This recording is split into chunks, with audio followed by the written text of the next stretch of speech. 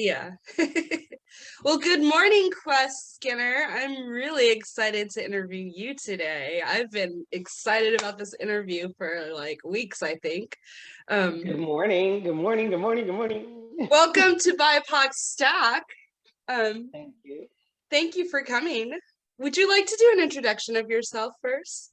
Tell us all about Um, you. Tell us who you are, what you do, where are you Dude, from? if anybody knows who I am outside of me, they know too much because I am definitely one of those autodidact minds. I am constantly loving to learn and be a part of anything that is evolutionary and revolutionary.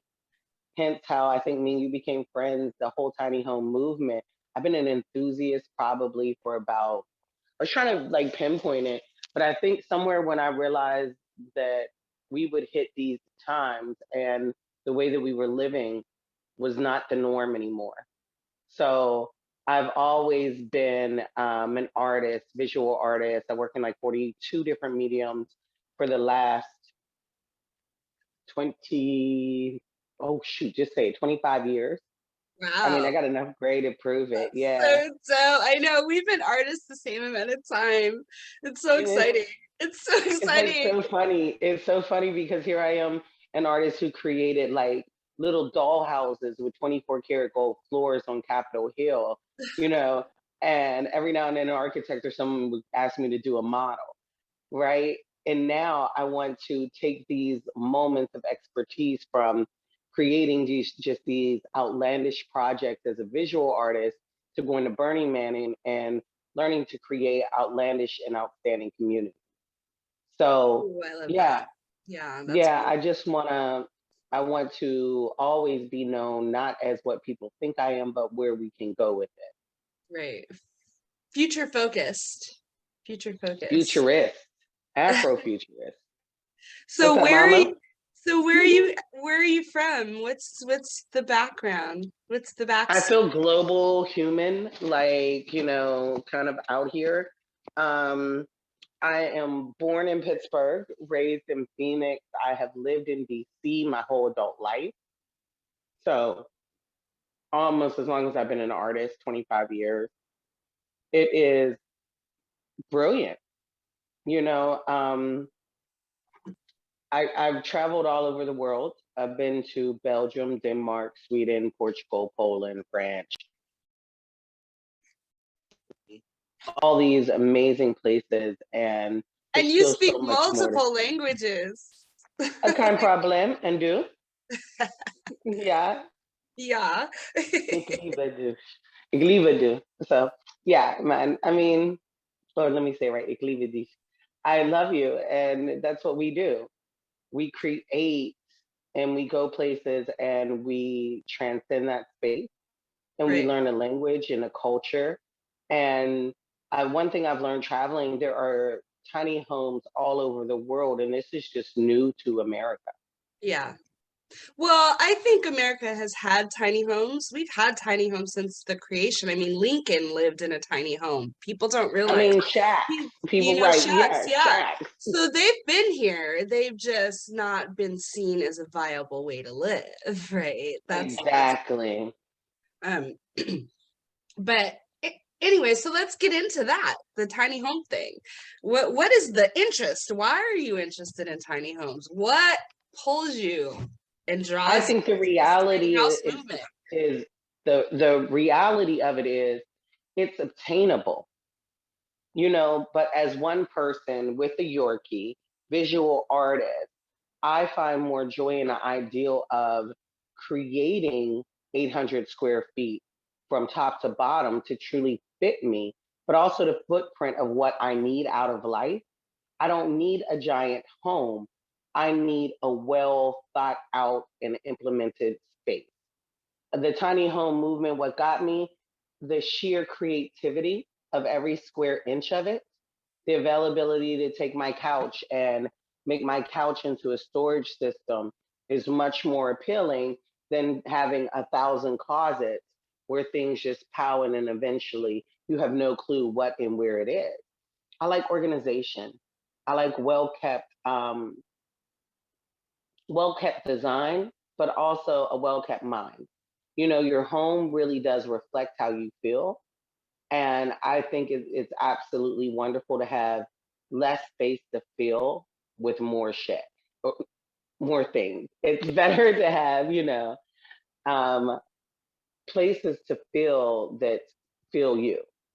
So I love the idea of just going and picking what even my floors could be. Right. Why not, right? Why not have a hidden, like, underground hatch? It's a 6 inch to a 12-foot storage underneath my floor.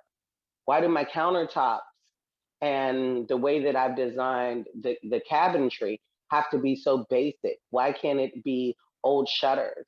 Why can't it have character and resilience and property and antiquity to it? Right. You know me, I love antiques, but nothing pairs better with an antique than a more modern and original design. Yeah, for sure. For So sure. I want to dumpster dive. I want to create a space that looks absolutely amazing, but stay within a realistic budget. I Right. want a gorgeous home at $40,000. And, to some people, that just is like, oh, impossible. But it's really not when we're using the resources that most people would neglect, throw Exactly. away. Even Habitat for Humanity, they have these stores all over the country where you can go and buy the liquidated stuff, and that makes it more reasonable and affordable. And Right. then there was something in the original homesteaders that was absolutely beautiful, where you had to know how to repair your roof, you had to know how to do plumbing, you had to know how to maintain a sense of stability. Right. So I'm looking forward to, in my 50s, being 40, oh my God, 44 in the next couple of days. Like, why Happy not? There's no better birthday. time. Happy birthday. Thank you. 43 was decent. 44, I think it's going to give up so much more. First. But it's just time. Like, all the years of learning how to fabricate and engineer and create these amazing pieces, I think the final testimony would be to create a home. Yeah. And the interesting thing about creating a home is that not everybody gets to do that, right? Like being able to build your own home and really like have choices and decisions in it is also about ownership of it, right? Like ownership of Hmm. ownership of like how you choose to live in your space, all of that, how you choose And to it's be like, creative about it, all of that. dude, I built hydroponic gardens for 44 unit apartment buildings, right? So why couldn't I create a kitchen that is a hydroponic garden? You know what I'm saying? Where most of my fresh herbs and small fruiting plants like tomatoes or little cucumber plants and this, that, and the third, why can't it be growing off of the recycled water that's coming through the rest of the house? Like, but these are things that I want to build into my home Right. versus having to walk into a space and alter that space to fit me, which really just becomes more costly, more exhausting over time, and really I think keeps people from enjoying themselves inside of their space, Right. because most of them are inherited space. It's not Yeah. space that you can grow with, Right. evolve, and change. Right. That's true. And I also like one of the reasons why I like this model is that it's also collective in aspects of it, right? Because if you're able to build 3 to 4, maybe 5, who knows how many around one central house, the ability to be able to still be in contact with people and share your culture with people and like share your traditions with people, your That's where we have gone wrong, because we are tribal people. We need influence, we need family, we need community. yeah, No child can be raised untouched, right. and we Well, have to touch each other. and I think that people forget that apartment living is transient living. There's some people that stay in their same apartment for 20 years, but a lot of people, not in Seattle, or not in cities that don't have rent control, like there's a I'll be lot of, honest, I don't think in a lot of the major cities anymore, because we are transitioning according to weather, global warming, according to shortages, food, job, infrastructure, economic. police force. Like people are moving because this may become the new way of movement. Right. You may have to go with the tide to survive. Yeah, exactly. And it's like the more I think about my ultimate tiny home, it's like, is this bad boy on wheels? Right. After last week where we were talking in the schoolie with my Burning Man like son, like dude, I will be honest, I am so impressed with the level of infrastructure and knowing that he was the right person to pick to take on that low income ticket to Burning Man. Right. He was a college student, and people looked at me and were like, "But you're taking a white boy," and I'm like, "Find me somebody else who ain't sleeping in their car to get ahead." I go with the ones who really want it, and I love what I saw because I want him to succeed. And he has, did like anybody in their 20s right now, invested in cryptocurrency, put put some away, pulled off the top, was able to build his home for under $30,000. Now this is brilliant. Yeah. And here we are with someone who understood home insecurity is real Yeah. at 20, made the ultimate changes within the last 7 months to give himself security. Yeah. This is what we all need to do. We need to take a page out of the youth's book because they are inheriting it and they understand it's unsustainable as it stands. Yeah. Yeah. Wow, that was great. Great. Um, wow. Yeah, dude. I think me and you talk all the time, so it's kind of like we already know what's bouncing around in our head. How do we keep the next generation able to gain ground, have equity in land, so that they're able to become the next generation of middle class per se? Right. Because that's the only way to do it. The way that the middle class was set up has failed them. The Yes. way that the lower tiers, poverty and the poverty levels, the basic, living week to week people, it hasn't served them either. We're Right. sitting in the middle of turmoil, watching the rent prices go skyrocketing. And if you're not brilliant, ingenious, and able to truly go back to ground level and sell your work, you're having a hard time out here. Right. And if we really think the one thing that could change most of America's status would be home ownership. Yeah, for real. And that should be what everybody's investing in. You know what I mean? But I mean, first, we also have to invest in educating people to understanding how that works. You right, know, right, right. Well, and that there's not only one way to home ownership, there are multiple ways. and That's I the think other piece. I think what we've been talking about too is like how do we get the middle class, those who have the land, who have the resources, to open their hearts and Yeah. to now say, I'm going to add like 5 acres. 5 acres. Do you know how many tiny homes you could set up on 5 acres? Yeah, you can fit about 20 tiny homes on 1 acre. So that's a lot. You got blocks out here of property that's going unused and neglecting communities that you could be serving. Right. Like, I think the hardest thing is to realize we have X amount of millionaires, Black, X amount of land entrepreneurs and stuff of color, and we need them to step up to the plate. It shouldn't even almost be asking or looking to get a loan on the land. It's like, dear hearts, there are enough of us where we could be supporting our dream again. Yeah. And I think that we need to figure out why it is important. How do we open up people's psyches for them to understand, yo, you just free by your numbers, what, 240 people? 240 families, a whole neighborhood plus a Right. block. You just freed them into social economic growth. Yeah. Long term. Right. I mean, kids can go to college, they can mortgage the little space they have. And because everybody is skyrocketing on prices, it's just a sure and guaranteed win. Yeah.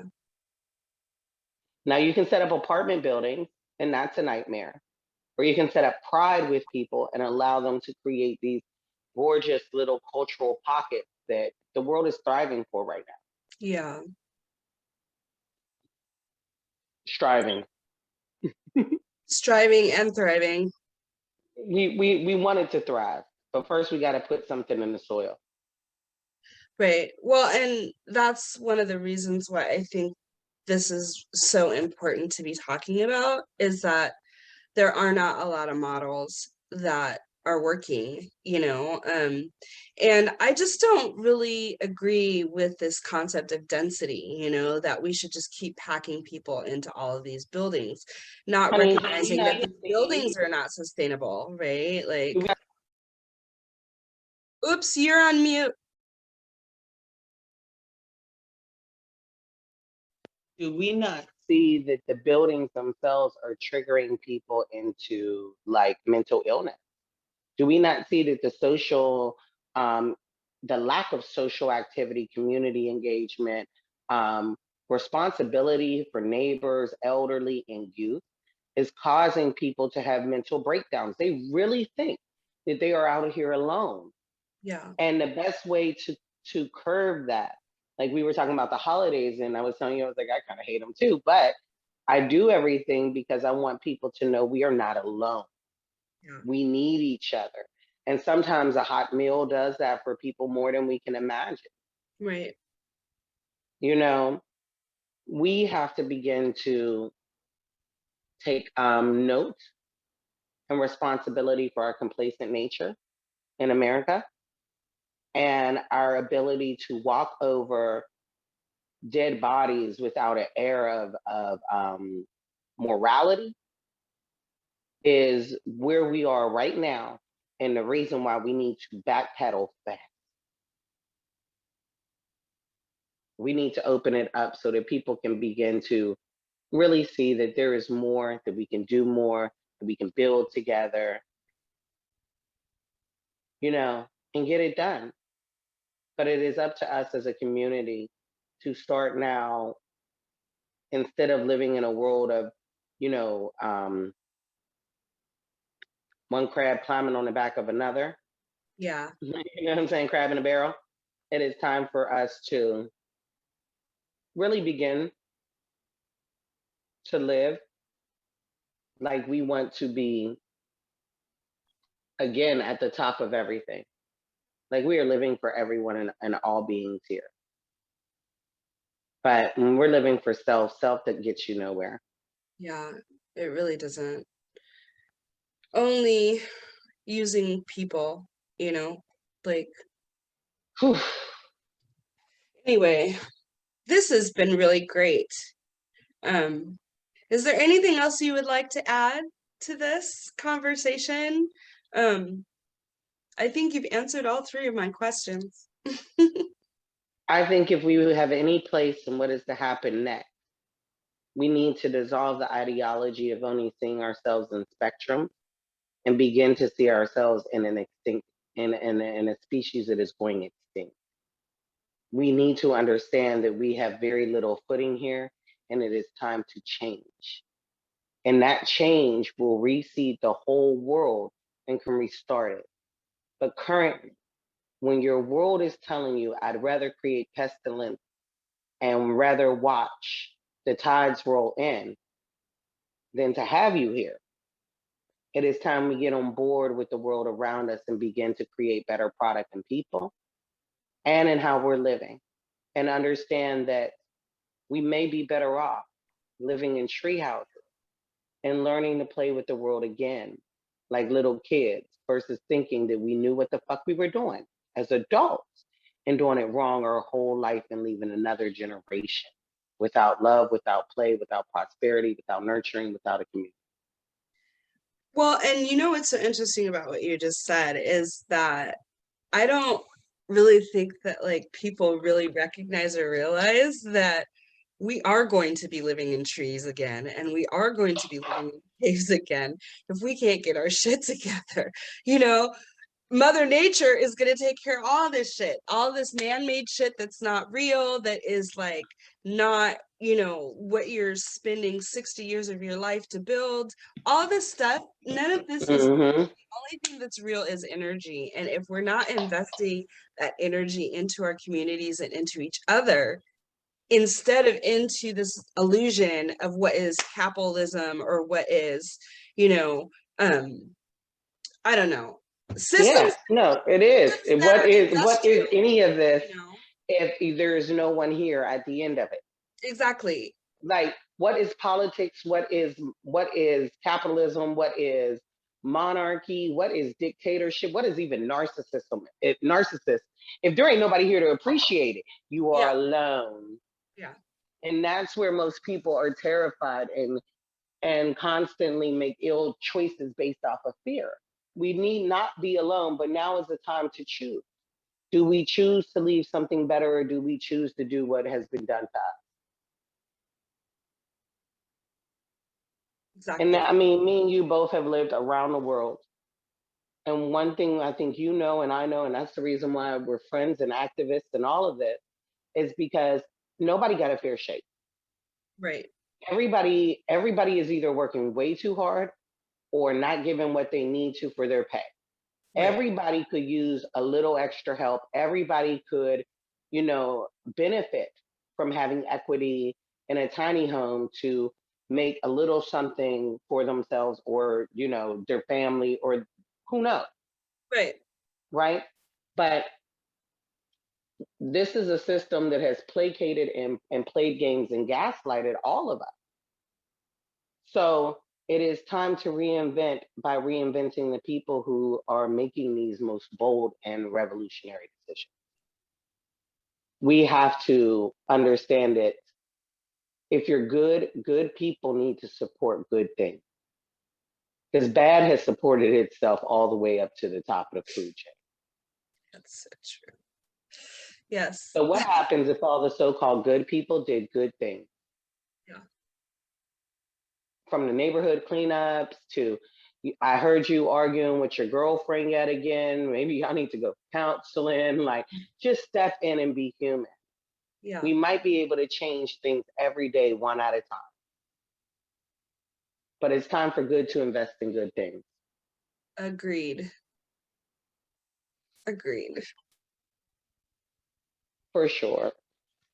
I think that's a good place to end. What do you think? I love you. Wherever you need to end, this is what we do. I'm just glad we can invite the whole world in this morning. And hopefully, people will walk away feeling a sense of purpose and knowing that they can participate anytime they're ready and it's time to get ready. Yeah. Done deal. I love You know it. my MO. Don't call me in the apocalypse screaming, I'm hungry, this, that, and the third. And we gave you all the ways to fish. We showed you how to plant beans. We did this, that, and the third. Now, how come it is everybody else got their stuff together and you sitting here evil and entitled? We can't do this no more. Yeah. Everybody got a fair shake at this. And that's why I love Tiny Home. We have an opportunity here. Let's hope the world takes it. Yeah. But I if think not, we'll have the West Coast Tiny Home collection, and then we'll have the East Coast Tiny Home collection. And we can summer home swap, like, winter home. I want to go ski. I I'm know, coming to right? your tiny home. Right? Oh You my know what gosh, I'm that'd be saying? so cool. Girl, look, you can bougie up according to your class in your tiny home, and you can have a house swap. Like, I ain't swapping with nobody who got a shack. I'm swapping with somebody who got it like that. You Yeah. know, I Yeah. want another artist who has a chandelier out of water bottles and fabulousness, and I need a river pour kitchen table. Don't think tiny home mean no class. Sad mistake. Exactly. Exactly. I love that. Don't think tiny homes don't have no class, mean no class. Honey, you know me. My tiny home's gonna be Mae West meets the lad meets Pocahontas and Sacagawea. It's gonna be fabulous. cow skins everywhere, and cowboy hats. Pull your life together. I love it. You know it. I miss you. I love you. You I guys, good miss morning you to you too. all. And I'll see you soon. Yeah, for sure. Sounds good. Love ya. Bye. Diamond says bye. Bye, Diamond. Ginger is in the bedroom. Oh my God. Hi, cutie pie.